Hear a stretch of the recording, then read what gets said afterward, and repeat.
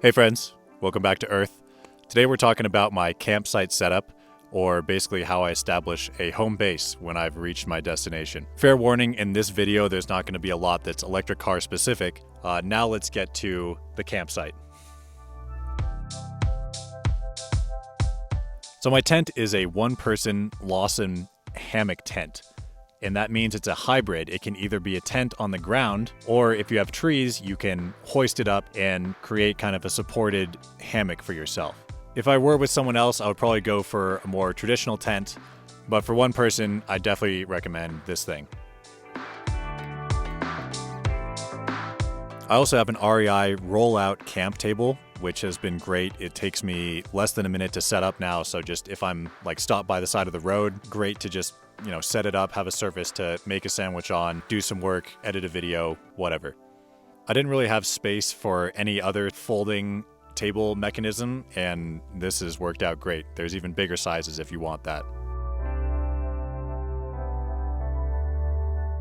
My main chair is the Nemo Stargaze recliner.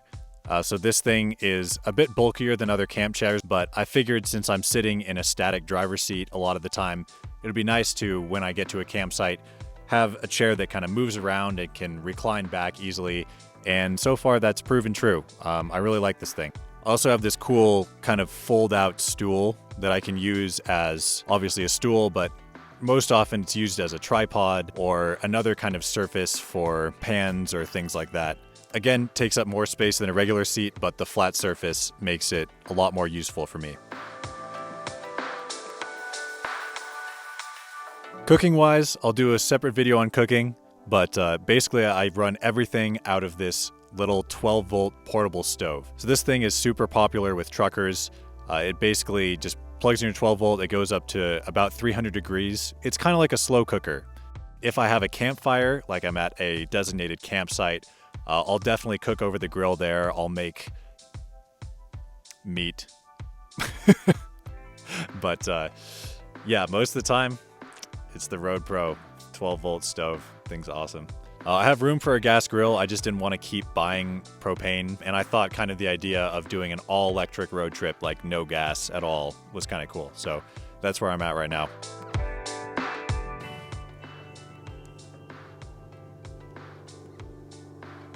Oh, it's a plane.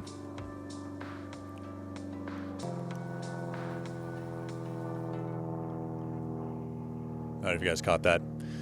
Anyway, part of the fun of recording outdoors.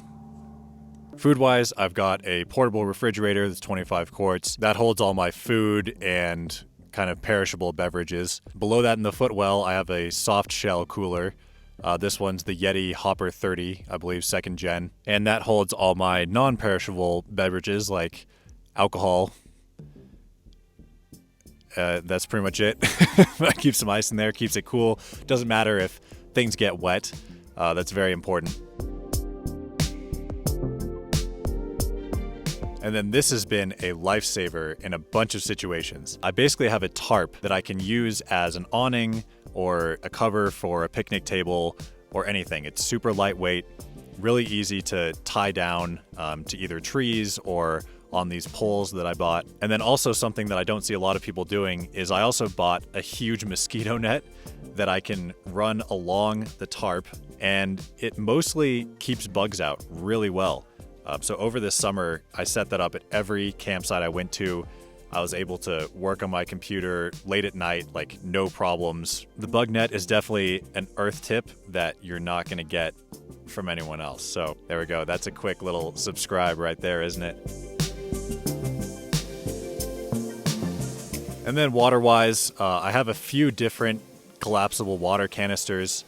But the ones I use the most are this clear one that I got from REI. You can get them a lot of places for like $8. It's great. It holds 2 gallons. So I basically put that on the table when I'm out, and I can use it to, drink, wash dishes, wash my hands, do all the stuff you need clean water for.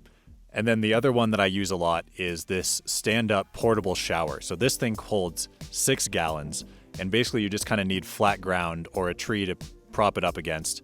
And you can pump it and you get pressurized water. This is great for campsites where you don't have a water source nearby.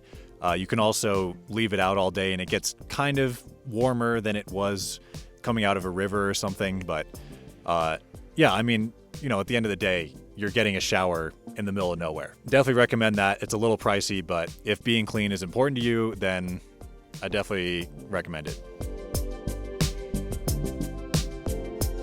And then for trash, I try and keep everything contained to this kind of airtight container that I bought at Target.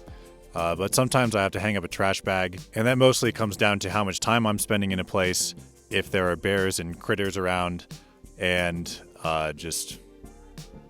yeah, that's it. That's all. And then trash, whether it's in the airtight container or in a trash bag, always throw it in the frunk on the way out.